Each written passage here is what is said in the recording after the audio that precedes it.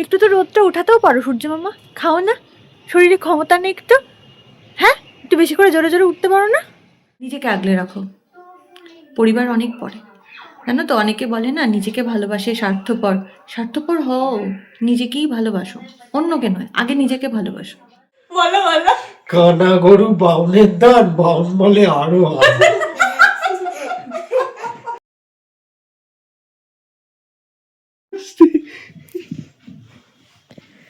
কি করছিস? তোকে একটা হামি তো দিয়েছে। ইয়ে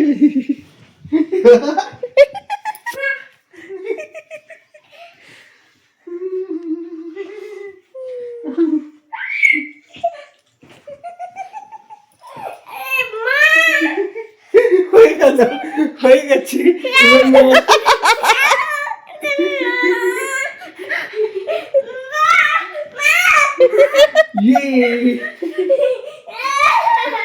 good morning everyone, welcome to রাই হাই, ওয়েলকাম টু নিউ ব্লগ। সকালবেলায় প্রত্যেকদিন একই জিনিস, প্রত্যেকদিন ভাবি এখান থেকে শুরু করব, কিন্তু করতে পারি না এই সমস্ত এই মেসের জন্য। এই বরাবর মাঝখানে শোবে, ওর বাবা ওইদিকে শোবে, আর দুজন মিলে চরম মারামারি করবে সকালবেলায় উঠে। ওকে আদর করবে আর ও আদর করতে দেবে না, ও সব আদর শুধু ওর মাকে করবে। কেমন করে করে খোকন আদর মাকে? মাকে আদর করে দেখি দাও। মাকে তোমরা একটু থাকো। ও তোমরা একটু থাকো, মেরে আসুক।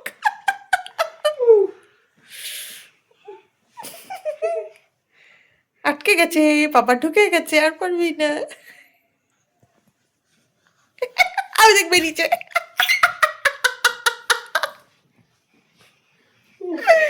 যাই হোক, মারামারি চলতে থাকুক, আপাতত শুরু করি দিনটা।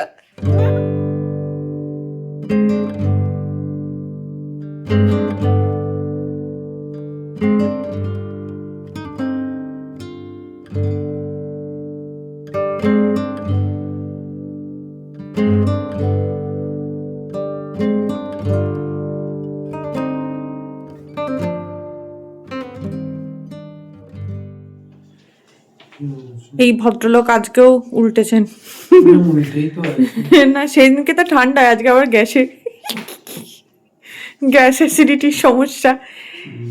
আসলে লোভে পড়ে বন্ধু যে কেক দিয়েছিল পুরোটাই প্রায় 80% নিজে খেয়ে নিয়েছে, তার ফলাফল ভোগ করছে। যাই হোক, সকালে উনি খাচ্ছেন, আর আদরের জন্য চিড়ে রেডি করে রেখেছি, কারণ আদরও ওই কেকের কিয়দংশ নিজের পেটে ভরেছে, তো তাই। এদিকে আমার চা ফুটছে, হয়ে গেলে তারপর আমি বুঝতে পারবো। সকাল সকাল আমরা খাওয়া দাওয়া সেরে মেজো কাকুর বাড়িতে স্ট্যান্ড সমেত একটা সারপ্রাইজ আছে। মেজমা আছে, মেজো কাকু আছে, পুকুর সর আছে। Thank you. আমার পুকুর সর আছে, আমার পুকুর সর। আমি বন্ধুদের সাথে ঘুরতে যাচ্ছি না। লাফটার ভিডিও শুট করাকালীন আমাদের বাড়িতে সাংঘাতিক ধরনের হাসাহাসি হয়, তার কয়েকটা মুহূর্ত তুলে ধরলাম আজ।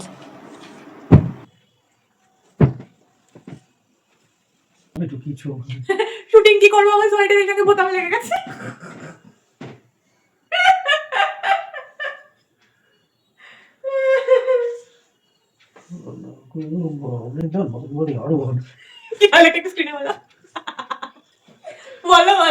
কানা গরু বাউনের দান, বাউন বলে আরো হাত।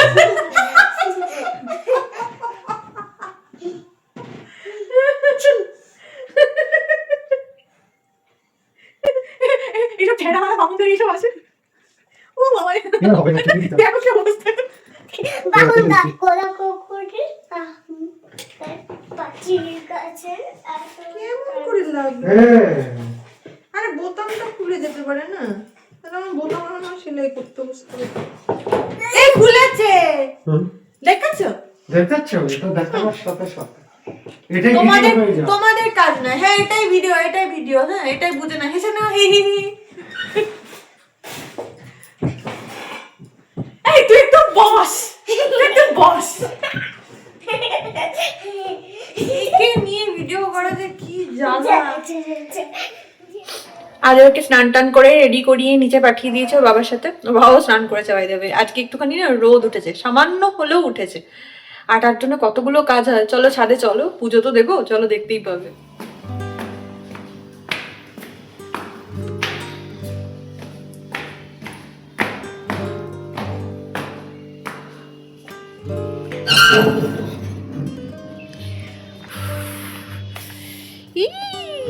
দেখো কত সুন্দর রোদ উঠেছে, আর কত জামা কাপড় কাঁচা হয়ে গেছে দেখো, ভর্তি না ছাদ।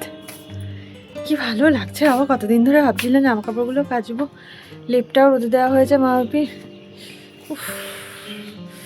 আরাম আরাম, একে বলে রিয়েল আরাম। একটু তো রোদটা উঠাতেও পারো সূর্য মামা, খাও না, শরীরে ক্ষমতা নেই একটু? হ্যাঁ, একটু বেশি করে জোরে জোরে উঠতে পারো না? দেখো দেখি, অসম্ভব একটা ঠান্ডা পড়েছে জানো তো, মানে লেভেল নেই কোনো ঠান্ডার। এর মধ্যে প্রচুর ধরনের ঘটনা দুর্ঘটনা ঘটেই চলেছে প্রত্যেক মুহূর্তে সোশ্যাল মিডিয়া জুড়ে। তোমরা আমার থেকে অনেক বেশি জানো বা অনেক বেশি খবর রাখো হয়তো, কারণ সারাদিন আমি ফোনটা খোলার সময় খুব কম পাই।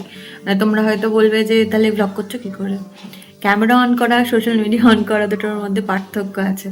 মানে সোশ্যাল মিডিয়া অন করে সঙ্গে সঙ্গে ফট করে রাখা যায় না, কিন্তু আমি যে সময়টুকুর মধ্যে কথাটা বলি সেটা হার্ডলি 2 থেকে 2.5 মিনিট কি 3 মিনিট, সেটুকু সময় হয়তো অনেক সময় দিতে পারি। যেমন চা খেতে খেতে এখন মনে হলো কিছু কথা বলি তোমাদের সাথে, এটা করতে পারছি। এই যে চা, যাই হোক, সব কিছুরই প্রমাণ রাখা দরকার এখনকার দিনে, সোশ্যাল মিডিয়ায় যা অবস্থা এসে দাঁড়িয়েছে। কিন্তু সত্যি কথা বলতে সোশ্যাল মিডিয়ায় যেটা দেখলাম আমি, যে ঘটনাটা ঘটেছে, কিছু বলার নেই জানো তো। সত্যি বলতে কি বলবো সেটাই বুঝতে পারছি না। যে যায় মুহূর্তটার মধ্যে দিয়ে সেই জানে। মানে আমার 3 ইডিয়টসের একটা সিচুয়েশনের কথা মনে পড়ছে, যে পোস্টমর্টম রিপোর্টে বাকি সমস্ত ব্যথার হিসেব তো করা যায়, কিন্তু এই প্রেশারটা কে মাপে স্যার? এইখানে যে প্রেশারটা হয়, গলার প্রেশার মেপে নেওয়া যায় কতটা চাপ পড়েছিল যার জন্য মারা গেছে, কিন্তু নিজেকে বের করতে হবে জানো তো, নিজেকেই বের করতে হবে। কেউ পাশে থাকবে না, কেউ না, নো ওয়ান। এই যে তোমরা দেখছো প্রতিদিন হাসি খুশি, প্রত্যেকের হাসির পেছনে একটা না একটা দুঃখ, একটা না একটা কষ্ট থাকতেই পারে, আছেই যে সেটা বলছি না, থাকতেই পারে। 99.99% হয়তো থাকে, বা 99.99% হয়তো থাকে, ওই পয়েন্ট সামথিং শতাংশের হয়তো জীবনটা অন্যরকম, কিন্তু সেটা তো সার্বিক নয়। এক্সেপশনাল তো সব কিছুতেই থাকে, জীবনেও থাকে। সেটাকে ধরে বসে থেকো না। তুমি যেটা ভাবছো না আমি আলটিমেট কষ্টে আছি, কষ্টে এরকম প্রায় সবাই রয়েছে, দেখায় কেউ না, কেউ হয়তো দেখিয়ে ফেলে মানে যখন লেভেলটা, কিন্তু বেশিরভাগই দেখায় না। সুতরাং আমি সব থেকে বেশি কষ্ট আছি, তার জন্য আমাকেই বের করার একটা মাত্র রাস্তা হচ্ছে নিজেকে পার করে দেওয়া। এটা নয়, এটা করো না। ভেবো, জীবনের থেকে সব থেকে মূল্যবান জিনিস আর কিচ্ছু হয় না, বিশ্বাস করো, আর কিচ্ছু হয় না। এর থেকে বড় সারপ্রাইজ ভগবানের দেওয়া আর কিচ্ছু হতে পারে না। এর পরেরটা কিন্তু আমরা কেউ জানি না, কি হয়ে যাবে, আবার জন্ম, হ্যানা ত্যানা, এইসব কিচ্ছু জানি না। কেউ এখন অবধি কিচ্ছু প্রমাণ করতে পারেনি। ওপারটা আমরা কেউ জানি না। আমরা আরো ভালো থাকবো, আরো কষ্টে থাকবো, কিছুই হবে না, কিছুই বুঝবো না। নিজের কষ্টটা নিজে বের করার চেষ্টা করো, কাউকে বলে নয়, ফোন করে, মেসেজ করে। কারোর অ্যাটেনশন নেওয়ার কোনো দরকার নেই, কারোর ওই আহারে উহুরে কোনো দরকার নেই, কোনো প্রয়োজন নেই। তোমার কাজটা তোমাকেই চাপড়াতে হবে। নিজের পাশে দাঁড়াও। যদি সঙ্গী কাউকে বানাতেই হয়, আয়নাটাকে বানাও। যদি কথা কাউকে বলতে হয়, একটা ডায়েরি করো, নিজের সমস্ত কথা সেখানে লিখে ফেলো, সব কষ্ট, দুঃখ। আর দয়া করে যারা অন্যের ডায়েরি পড়ার মতো মূর্খতা করেন, এই অশিক্ষিতের মতো কাজটা করবেন না। ডায়েরিটা ভীষণ পার্সোনাল একটা জিনিস, কারোর অধিকার থাকে না, না কারোর না। আমি তোমার স্বামী, আমি তোমার স্ত্রী, তার জন্য পড়তেই পারি না, পড়তে পারেন না, না। ওটা সম্পূর্ণ একান্ত ব্যক্তিগত, শুধুমাত্র ওই মানুষটা যার ওটি ডায়েরি, সেখানে লেখো। নিজেকে আগলে রাখো, পরিবার অনেক পরে।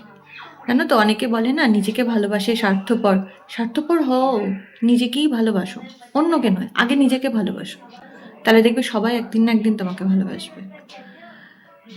কিছু আর বলার নেই, ভালো থাকো। যাই হোক, বাকিটা খুব দ্রুত উনি সুস্থ হয়ে উঠুন দেবলীনাদি, ওনার গান খুব মিস করছি এই মুহূর্তে, যে পুরোনো গানগুলো যখন শুনছি ওনার মুখটা আরো বেশি করে মনে পড়ছে। খুব ভালো হয়ে উঠুন তাড়াতাড়ি। আবার আপনাকে দরকার, অনেকের দরকার, সবার কথা বলতে পারবো না, কিন্তু আমাদের মতো গৃহবন্দী কিছু মানুষের খুব দরকার যারা গান ভালোবাসে। ফিরে আসুন তাড়াতাড়ি স্বমহিমায় মঞ্চে। অনুপ আপাতত ডাক্তারের কাছে গেছে, ওখান থেকে ফিরে আসুক। রাতে আজকে খিচুড়ি রান্না হবে, শীতের রাতে খিচুড়িটা বেশি জমে যায়, তাই না? রান্নাটা হোক, তারপর আবার কথা বলছি। আজ রাতে আমাদের ডিনার খিচুড়ি আর মুসুর ডালের বড়া, তার সাথে আবার আমাদের চাটনি। আমাদের চাটনি আছে। আর এই ভদ্রলোককে যতই বলি ভিডিও করার সময় সামনে এসো না, ও হাতটা বাড়াবে, কিছু করার নেই। হ্যাঁ, তোমরা একটু আচ্ছা, নিজ গুণে ক্ষমা করে দিও। এই যে আরেকজন, এরা দুজন খাবার দেখলে আর স্থির থাকতে পারে না। আরেকজন আছে, দেখাচ্ছি না এখন।